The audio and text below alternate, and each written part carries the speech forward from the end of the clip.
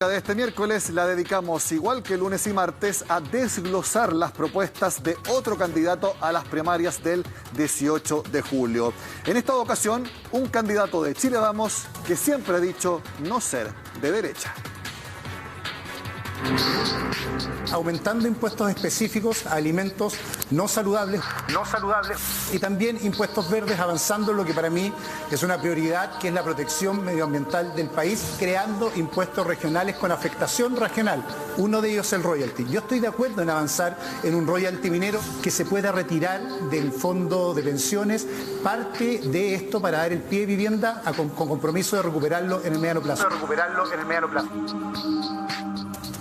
El asesor económico Sebastián Sichel es economista de la Universidad Católica, PhD en el MIT en Estados Unidos, trabajó como gerente de área en el Banco Central por más de una década, profesor universitario y consultor muy conocido por todos. Lo tenemos muy seguido acá en Agenda Económica. Patricio Rojas, gracias por estar con nosotros. Hola Nicolás, ¿cómo estás? Muy bien, Patricio. La primera pregunta para todos los asesores ha sido la misma esta semana, que creo es el dato, el tema que ha marcado la agenda económica, que es el alza en la pobreza en nuestro país. Subió a 10,8%, 831.000 personas en pobreza extrema. En el programa de Sebastián Sichel, ¿qué elementos hay para revertir estos números? A ver, yo diría que en el caso de la pobreza, el elemento crucial para ayudar a las personas a salir de esa etapa es el trabajo. Yo creo que la etapa inmediata que tiene, no solamente el fin de la última parte de este gobierno, sino que el siguiente, es poder recuperar empleo. Una de las grandes caídas que se observó en las cifras que presentó la CACEN fue la caída en el ingreso del trabajo.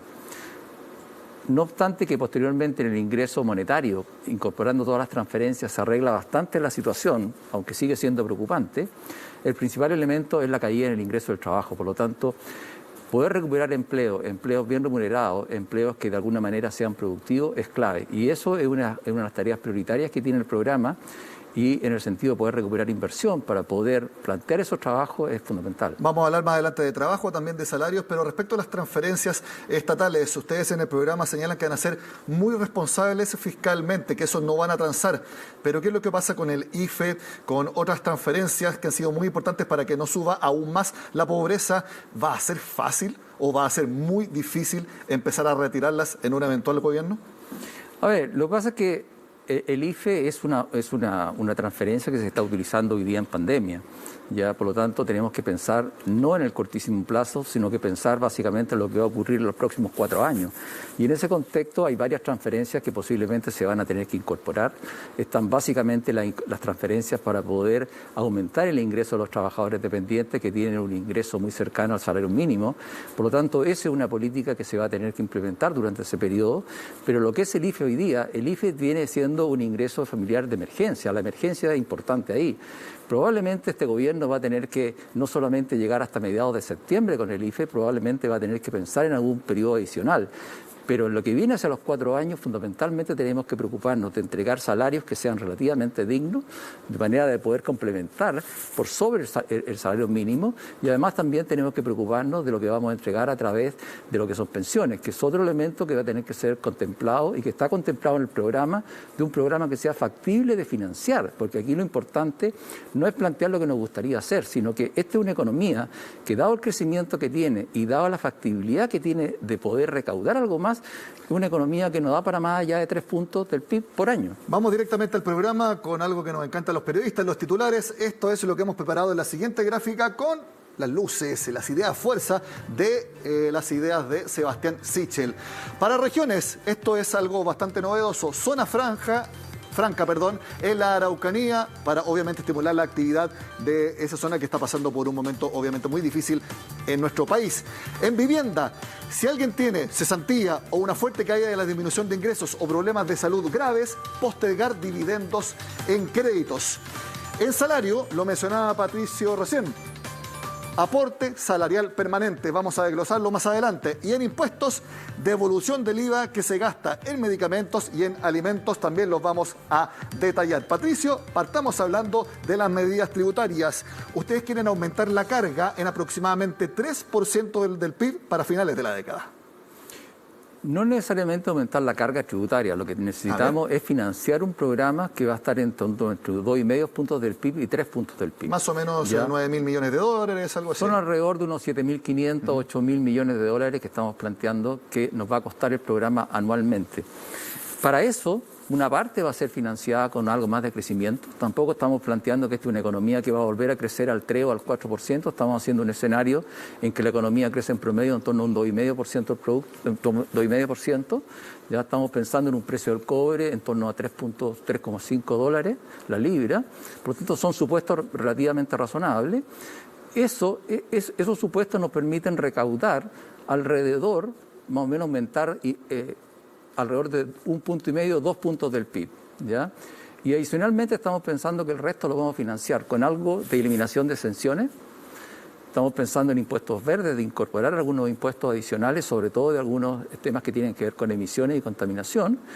También se ha planteado alguna idea de algunos impuestos, como puede ser para el tema de la obesidad, el tema que, que está en esa línea.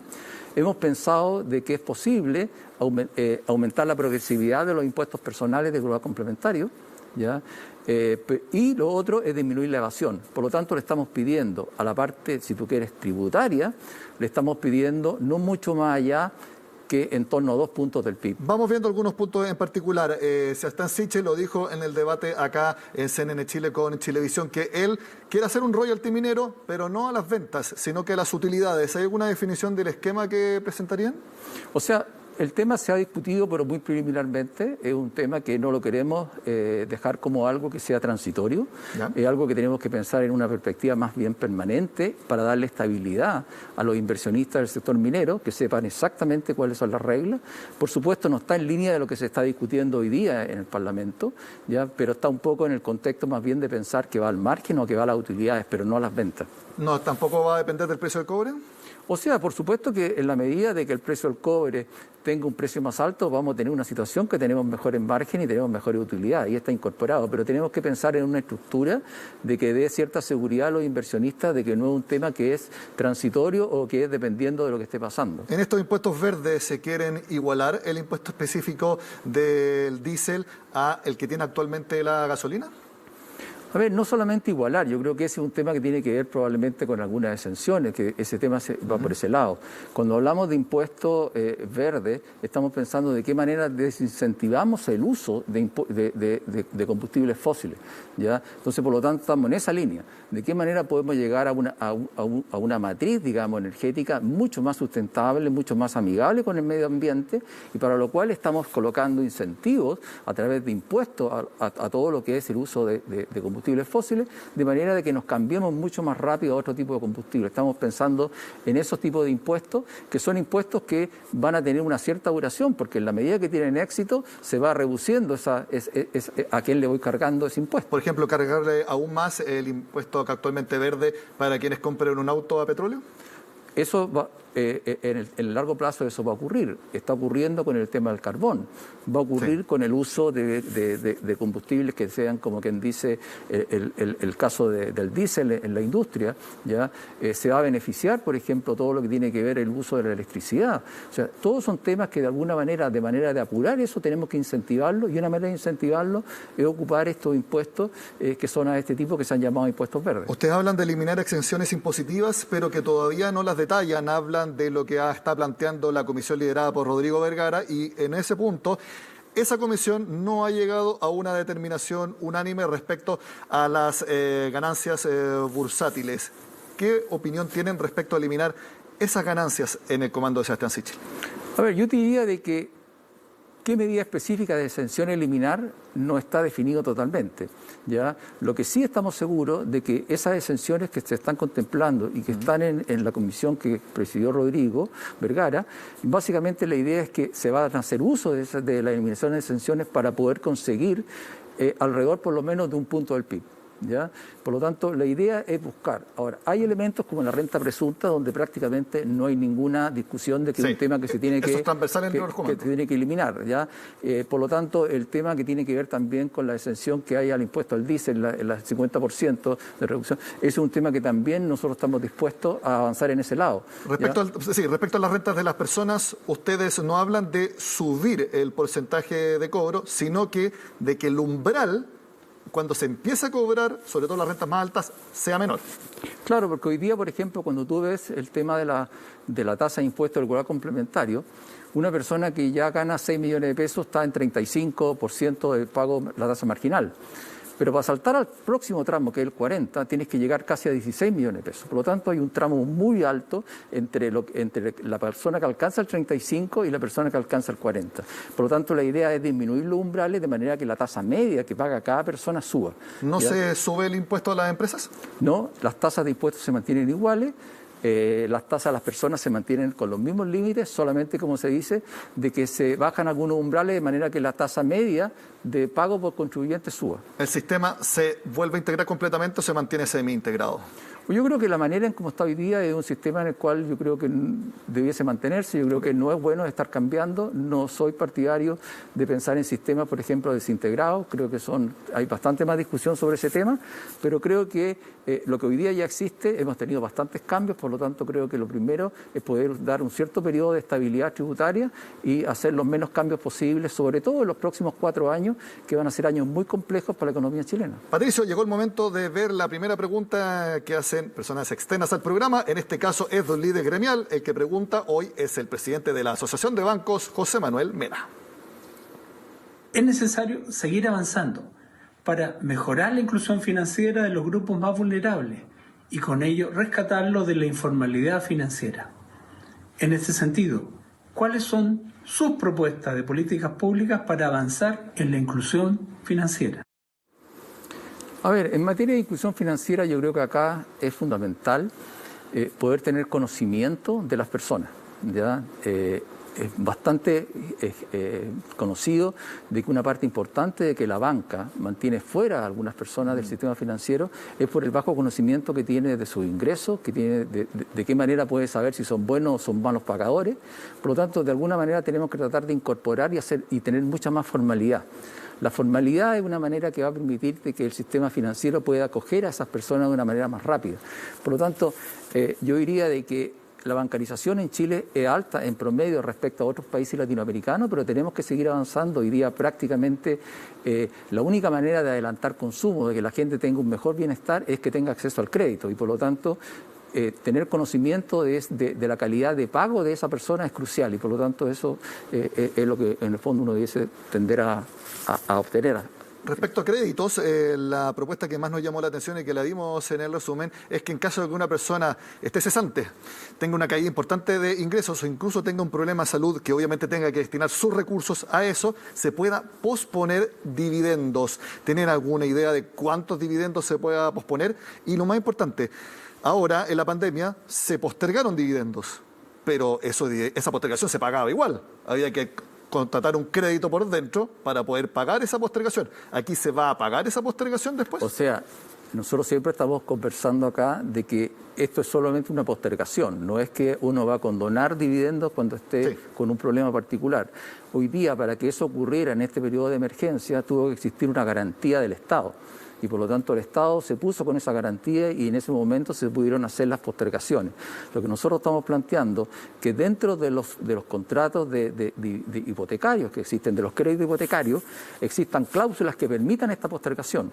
Y por lo tanto, es de alguna manera, sin necesidad de que tengamos una cierta garantía detrás, ya está incorporado en el contrato de crédito hipotecario la posibilidad de que vengan estas situaciones. Y por lo tanto, la manera de cómo se cubre puede ser con un seguro que va a estar asociado al crédito hipotecario y por lo tanto eso se puede generar si es que se llegase a usar.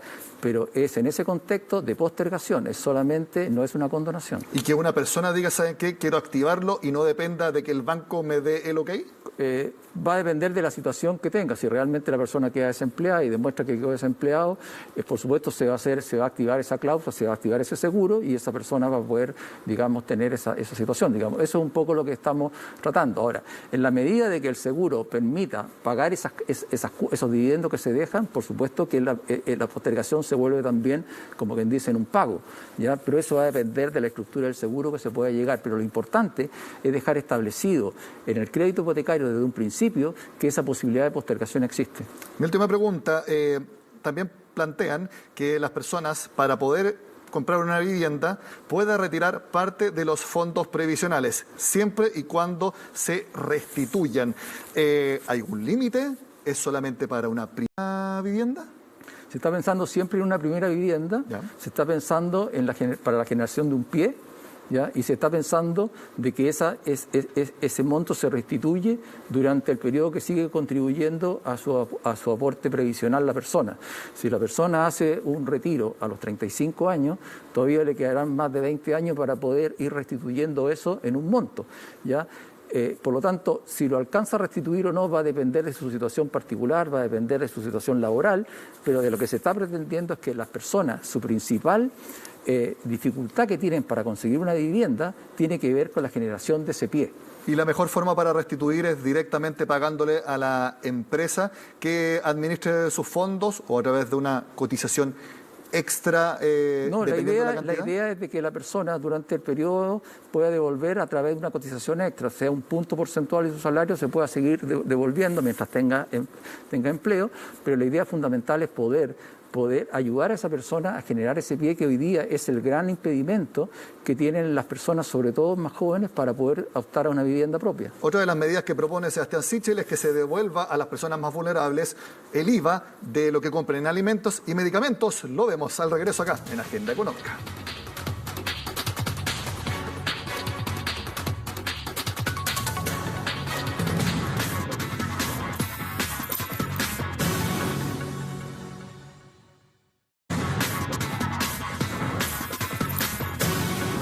Como les decía, Sebastián Sichel propone que a las personas más vulnerables se le devuelva lo que pagan en IVA, en alimentos y también medicamentos. Sabemos que el IVA es para muchos el impuesto más regresivo. Eso sí, según expertos, lograr eso tiene muchas dificultades. No es una propuesta nueva ni tampoco está asociada a un sector político. Ya lo planteó el expresidente Ricardo Lagos en 2019 y un año más tarde lo hizo la UDI. Hablamos de la devolución del IVA de alimentos a los más vulnerables. Cada uno en su momento, pero la propuesta era similar. Ambos sugirieron que fuera dirigido a aquellas familias cuyo ingreso mensual fuera de 400.000 pesos o menos. En términos de justicia, evidentemente es muy razonable pensar en devolver parte del IVA a los más pobres. Ahora es el candidato independiente por Chile Vamos, Sebastián Sichel, quien trae nuevamente la propuesta al debate, pero esta vez añade otro elemento: la devolución del impuesto al valor agregado por medicamentos. De acuerdo a lo propuesto por el exministro, el cálculo para esta devolución se haría sobre la base de gastos en los productos de la canasta básica y el promedio de medicamentos que gastan los usuarios de FONASA. Así, llegaría a más de la mitad de los hogares de Chile y, por ejemplo, una familia de 4 personas recibiría un monto de 133.000 pesos de forma trimestral a través de una trazabilidad del gasto. Las transferencias directas suelen ser más efectivas que las exenciones generales en materia de IVA. Al ser este un impuesto indirecto, es pagado en función del consumo de todas las personas. Esta es una medida que tiene una focalización directa que permite entonces mejorar aquellos índices de desigualdad. Además del beneficio económico para las familias, la propuesta ampliaría el uso de la boleta electrónica, lo que traería consigo una reducción en los índices de evasión. Esto porque al ser la boleta el único elemento para acreditar que hubo un gasto, los consumidores exigirían con más frecuencia este documento. Sin embargo, algunos de los reparos a esta idea apuntan a la dificultad de contar con una información de gasto en línea asociada a un RUT, pensando en que, además, el monto se calcularía de acuerdo a una familia. Lo que falta es ver cómo se hace el mecanismo adecuado, suficiente y simple para ir vinculando esas boletas electrónicas con las personas respectivas. En cuanto a los gastos en medicamentos que hagan los usuarios del Fondo Nacional de Salud, la disyuntiva está en qué medicamentos serían considerados para la devolución, puesto que gran parte de ellos se entregan de manera gratuita en la atención primaria. Bueno, yo creo que ahí es donde está uno de los problemas de la propuesta. Una buena parte de ellos se entregan o por GES o mediante, no sé, los consultorios o en la atención terciaria, en fin, etcétera. Resulta complejo hacer el cálculo. Más allá de la propuesta que resulta beneficiosa para las familias dado el carácter regresivo del IVA, lo complejo sería su implementación. Los sectores de bajos ingresos no manejan los mismos niveles de bancarización y además suelen comprar en lugares donde no se entregan boletas. Patricio, ¿usted ve técnicamente factible hacer esta trazabilidad para lograr esta devolución? Lo que pasa es que hay que entenderlo de una manera distinta, porque aquí tenemos que ver de que se ha planteado devolver el IVA a las personas más vulnerables y eso básicamente implica una reducción de IVA, algunos han planteado reducir el IVA. Por lo tanto, esta es una medida que es alternativa a esa reducción del IVA que podría, o eliminación de IVA a los grupos más vulnerables. Por lo tanto, estamos diciendo, mire, esa reducción de IVA o eliminación de IVA a las personas más vulnerables no nos parece efectiva, no nos parece eficiente y aquí tenemos una medida adicional que es devolver un monto trimestralmente de 133.000 pesos. Ahora, hoy día, con todo el tema de la pandemia, hemos tenido una trazabilidad y el registro social de hogares está mucho más eficiente, sabemos mucho más hoy día de cómo son los grupos familiares, porque básicamente el hecho de que se esté entregando un IFE universal prácticamente ha implicado de que tenemos hoy día una base de datos respecto a las familias completamente distinta a la que teníamos un año atrás. Por lo tanto, hoy día poder entregar un monto fijo en un primer momento a las familias más vulnerables, saber cuántas personas están, hoy día es factible. Entonces, el día de mañana probablemente podemos tener un sistema mucho más eficiente, que a través de la boleta. La idea es hacer un cálculo general y así poder entregar una ayuda, porque una persona que va a comprar una feria no pide boleta ni tampoco da el RUT. En un primer momento estamos pensando en una entrega de una transferencia por 133 y a futuro, si esto realmente va, es poder hacer la trazabilidad, pero eso no es en el primer momento, es posterior. Entonces tenemos que entender que esto es para poder evitar la ineficiencia que tiene el eliminar el IVA para un grupo de las personas. Patricio, hablemos de aporte salarial permanente. ¿Es en términos generales similar a un ingreso mínimo garantizado? Lo que estamos planteando es que todas las personas que ganan del salario mínimo, por ejemplo, van a tener un aporte adicional, ¿ya? Ese aporte adicional, de alguna manera, se va a ir disminuyendo a medida que la persona va alcanzando un cierto nivel de renta hasta alrededor de los 513.000 pesos más o menos, y ese aporte se va reduciendo. Por lo tanto, la idea no es que tengan que todas las personas van a ganar como mínimo un valor, no. La idea es de que cualquier persona que gana desde el salario mínimo hacia arriba, recibe un subsidio de en torno a unos 100.000 pesos, pero se va reduciendo en la medida que la persona va ganando más sobre el salario mínimo. Estamos tan preparados acá en Agenda Económica que preparamos precisamente una gráfica con ejemplos que han dado respecto a cómo funcionaría este aporte salarial permanente. Por ejemplo, con un ingreso mínimo que actualmente es de 327.000 pesos, habría un subsidio de 96.000. Otro ejemplo, si una persona tiene una remuneración bruta imponible de 400.000 pesos, el subsidio es de 59.000 pesos. Gana más, entonces va cayendo decrecientemente el subsidio. Otro ejemplo, remuneración bruta imponible, 450.000 pesos, el subsidio es de 34.000, usted lo mencionaba, que es alrededor de 518.000 pesos es el tope. Esto obviamente tiene que ir conversando con el salario mínimo. ¿Cómo ustedes ven el ascenso en el salario mínimo si eventualmente Sebastián Sichel llega a la moneda en 2022? Bueno, yo creo que el salario mínimo es una discusión que tenemos todos los años, es un tema que se genera, digamos, dentro del presupuesto y por lo tanto es un tema que tiene un componente político bastante fuerte. Sí. Por lo tanto, pensar en una manera, en una fórmula, pensar de qué manera podemos asociar el comportamiento salario mínimo hacia adelante, en base a la productividad, en base al crecimiento, en base a las condiciones de vida, es algo que de alguna manera tenemos que hacerlo, no solamente para una candidatura de Sebastián Sichel, sino que cualquier presidente tiene que pensar ya en moverse hacia allá.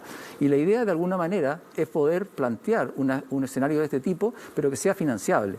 El poder financiar esto, estamos hablando básicamente en torno a 0,6, 0,7 puntos del PIB, es decir, cerca de unos 1.800, 2.000 millones de dólares anuales es lo que cuesta un programa de este tipo, ¿ya? Por lo tanto, de alguna manera, si nosotros queremos avanzar en esto, tenemos que pensar básicamente en cuanto al costo, cómo lo vamos a financiar y un salario mínimo que va a ir creciendo en el tiempo en la medida que la economía va creciendo.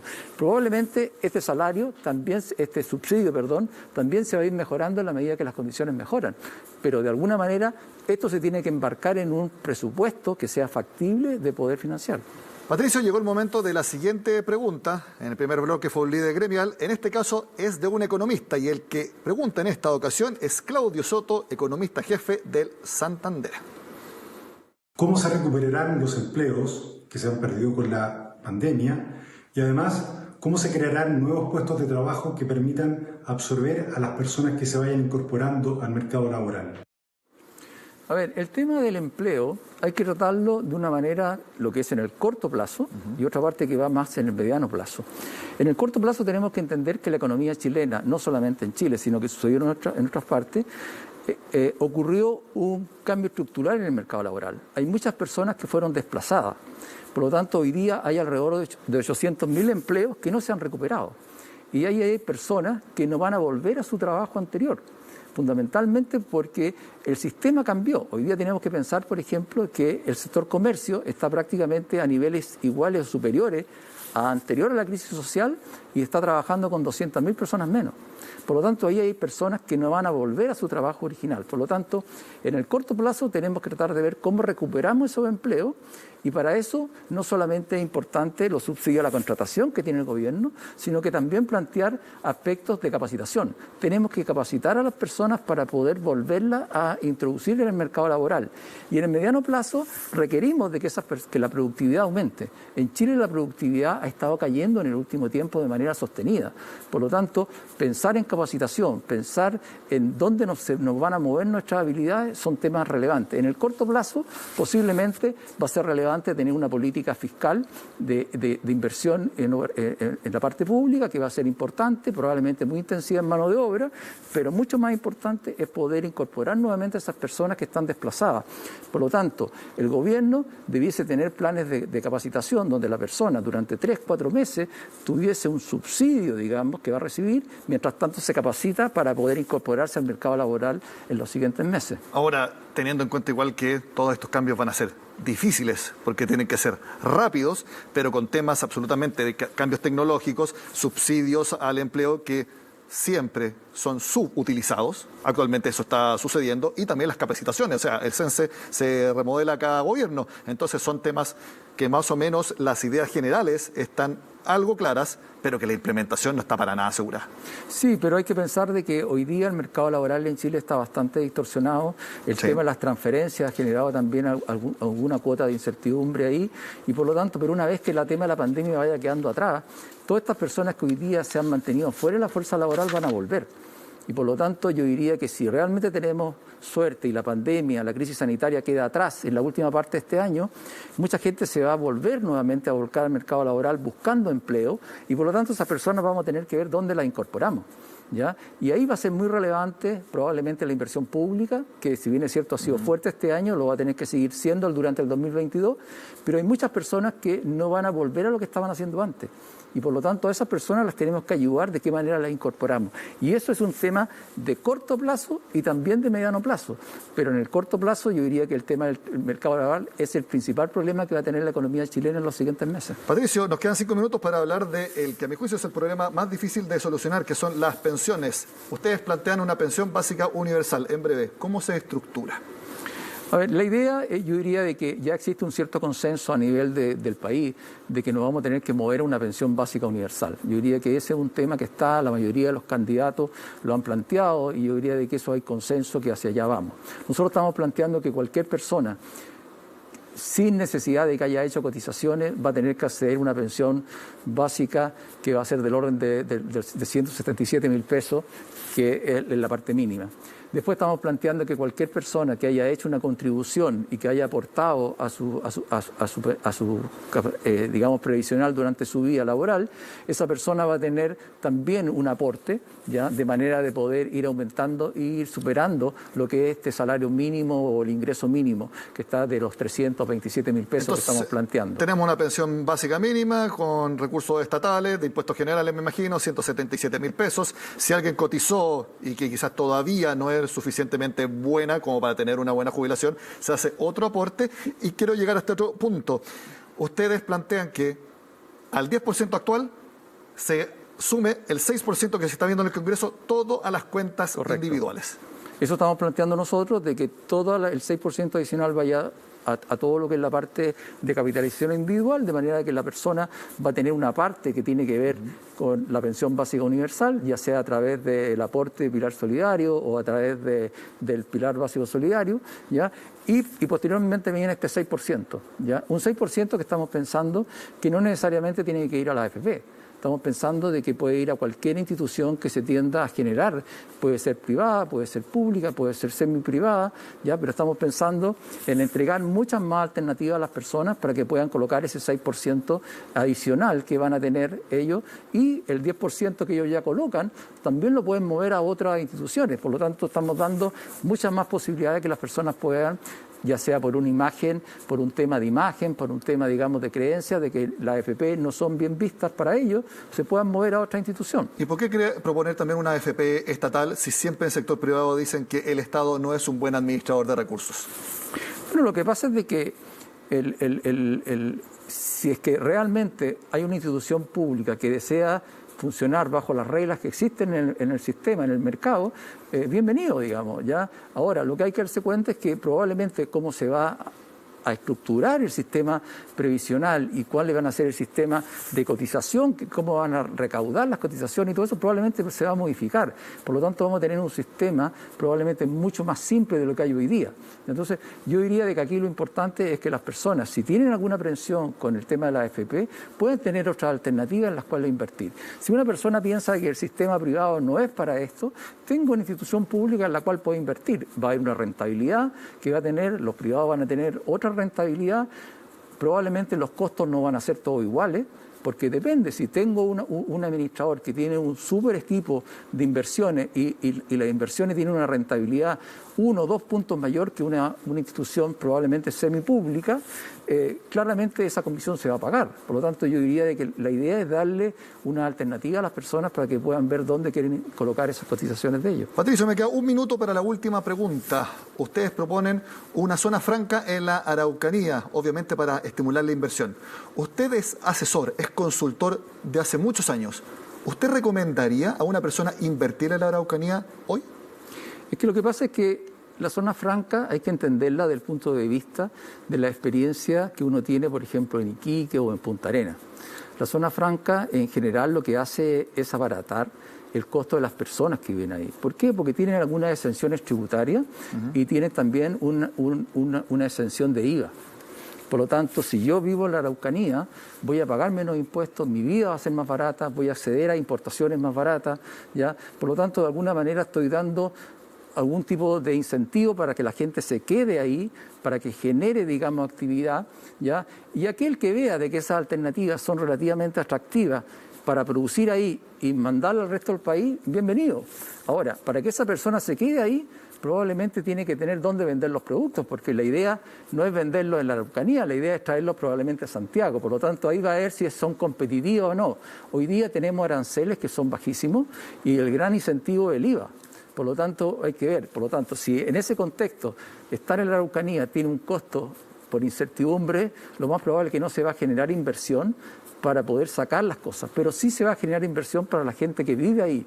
Y por lo tanto, esta es una idea de poder incentivar en ayuda, sobre todo a las comunidades de pueblo originario, en este caso del pueblo mapuche. Por lo tanto, la idea está orientada a eso, de que es disminuir básicamente el costo de la vida de ellos. Patricio Rojas, asesor económico de Sebastián Sichel. Gracias por haber estado en Agenda Económica. No, gracias.